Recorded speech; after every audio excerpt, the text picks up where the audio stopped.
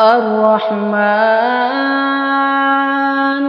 علم القرآن خلق الإنسان علمه البيان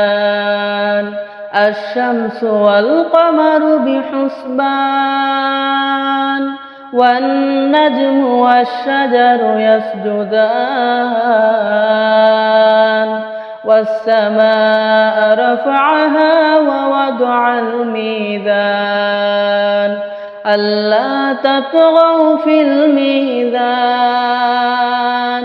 وأقيموا الوزن بالقسط ولا تخسروا الميزان والأرض وضعها للأنام فيها فاكهة والنخل ذات الأكمام والحب ذو العصف والريحان فبأي آلاء ربكما تكذبان